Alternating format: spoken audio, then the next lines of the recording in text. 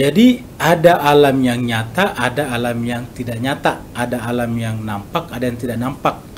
Yang nampak disebut dengan syahada, yang tidak nampak disebut dengan ghaib.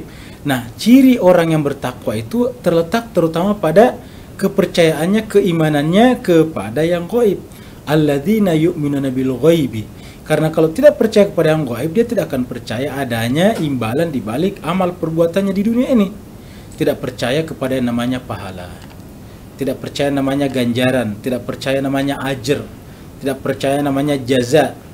Nah, siapa yang tidak percaya itu, maka tentu perbuatannya orientasinya bukan ke sana. Maka siapa yang orientasi perbuatannya ke sana akan melelahkan. Kenapa? Karena hanya mendapatkan kepuasan sesaat di dunia ini saja. Tidak ada harapan-harapannya lagi setelah kehidupan dunia ini. Nah, setelah kita alladzina yu'minuna bil ghaib, di antara kepercayaan kita adalah bahwa ada Allah, ada Tuhan yang kehadirannya tidak diatur, tidak dipengaruhi, tidak diikat oleh ruang dan waktu. Kata di mana-mana hanya berlaku pada ruang dan waktu. Sehingga bisa kita katakan kehadiran Allah meliputi segala-galanya, termasuk meliputi ruang dan waktu. Karena Allah meliputi ruang dan waktu, maka dimanapun kita salat di dunia ini, maka Allah pasti akan menyaksikan kita. Maka setelah kita percaya alladzina yu'minuna bil ghaibi, ayat berikutnya adalah wa yuqimunas shalah. Menegakkan, melaksanakan salat. Karena tidak ada makna salat bagi mereka yang tidak percaya kepada yang gaib. Apabila mereka kelihatannya melakukan perbuatan salat, berdiri, ruku, sujud, tetapi pada saat yang sama yang bersangkutan tidak percaya kepada yang gaib, hakikatnya itu bukan salat. Itu adalah senam saja. Itu hanya gerakan-gerakan tubuh saja. Nah, tetapi apabila disertai dengan iman kepada yang gaib, nah, salat yang seperti itu bukan saja menyehatkan fisik jasmaninya, tetapi membuat rohaninya menjadi naik ke atas, mi'raj. Karena seperti kata Nabi kita, as-salatu mi'rajul mu'minin. Salat itu adalah mi'rajnya orang beriman. Jadi orang beriman itu mi'raj, seperti mana Nabi mi'raj. Kalau Nabi mi'raj pada saat itu dengan kata-kata subhanalladzi asra bi 'abdihi, maksudnya Allah memperjalankan hambanya, maka kita salat untuk mi'raj. Maka salat itu adalah dimulai dengan penghambaan diri. Orang salat itu berdiri, angkat tangan, berserah diri, tidak punya apa-apa, baru berkata Allahu Akbar, Allah yang Maha Besar. Ketika angkat tangan, menyerah, baru berkata Allahu Akbar, berarti yang bersangkutan itu meniadakan, menegasikan, menzerokan egonya, menzerokan subjektivitas dirinya, keakuannya, hawa nafsunya, baru berhak berkata Allahu Akbar, Allah yang Maha Besar. Tidak boleh, tidak bermakna kata Allahu Akbar kalau masih merasa dirinya besar. Kalau masih dalam dirinya ada memperturutkan hawanya, hawa nafsunya, sebetulnya secara hakiki belum pantas berkata Allahu Akbar. Nah, jadi pada saat orang salat itu Allahu Akbar, kepada siapa angkat tangan atau kepada siapa mengucapkan Allahu Akbar? Ya kepada Tuhan yang kita katakan tadi meliputi segala sesuatu, karena dia tidak terikat oleh ruang dan waktu. Maka ketika orang bertakwa itu berpedomankan Al-Quran, lalu kemudian Al-Quran mengajarinya tentang dunia alam gaib, dia mengimaninya, yu'minuna bil ghaibi. Setelah yu'minuna, setelah mereka mengimani kepada alam gaib, maka wujud daripada keimanannya kepada alam gaib adalah dengan menyembah alam gaib itu, yaitu Allah. Penghuni alam gaib itu yaitu Allah Subhanahu wa taala.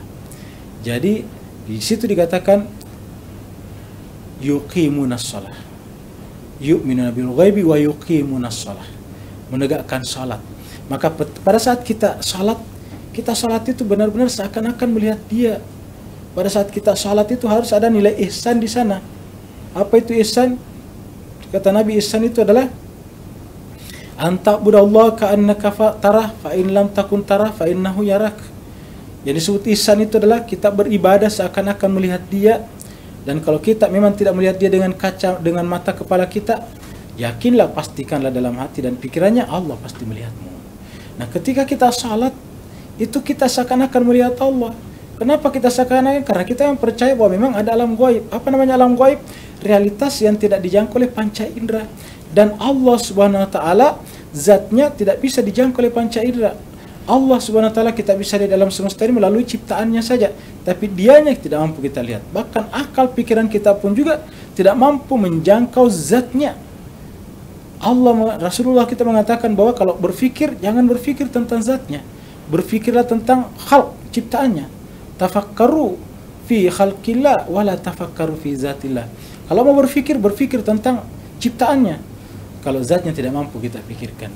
Apa sebabnya? Karena zatnya Allah itu adalah rahasia dari segala rahasia. Kenapa? Karena tidak bisa dijangkau oleh akal pikiran kita. Akal pikiran kita bisa menjangkau sesuatu itu kalau sesuatu itu masih ada dualitas pada dirinya, ada murakkab, ada keterbangunan. Sedangkan Allah, zatnya Allah itu adalah bersifat tunggal, seperti wujudnya bersifat tunggal. Karena zatnya juga bersifat tunggal, tidak terdiri daripada bagian-bagian, tidak terstruktur, tidak ada yang menyusunnya, maka secara otomatis akal kita tidak mampu menjangkau zatnya. Karena kita tidak mampu menjangkau zatnya, sementara kita lihat semua ciptaannya kita ada dan ciptaannya membuktikan adanya dirinya, maka kita pada saat sholat itu adalah merendah. Dengan merendah kita akan naik ke atas Mi'raj. Jadi kata-kata pertama pada saat kita sholat itu bukan aku, bukan saya, tapi Allahu Akbar. Allah Maha Besar. Begitu mengucapkan Allahu Akbar, langsung kemudian angkat tangan, menyatakan, mendeklarasikan diri tidak punya daya apa-apa. Allahu Akbar. Setelah membaca Allahu Akbar itu seperti itu, baru kemudian melapor kepada Allah bahwa ya Allah, saya datang kepadamu untuk menghadapkan wajahku, wajhatu wajhiya lilladzi fataras samawati wal ardh. Saya menghadapkan wajahku kepadamu yang menciptakan langit dan bumi sejak dari awal. Kenapa? Karena saya ini sudah tidak punya apa-apa. Saya ini tidak punya kekuatan apa-apa. Saya ini bahkan saya pun adalah milikmu, sehingga saya tidak pantas mengakuinya. Aku itu harus aku kembalikan kepadamu, karena la ilaha illa ana. Tidak kamu berkata tidak ada Tuhan selain daripada aku. Innani Allah la ilaha illa ana. Maka menegakkan salat adalah merupakan turunan daripada yu'minuna bil ghaib. Kalau kita paham seperti ini, kita akan nanti merasakan nikmatnya salat kita itu.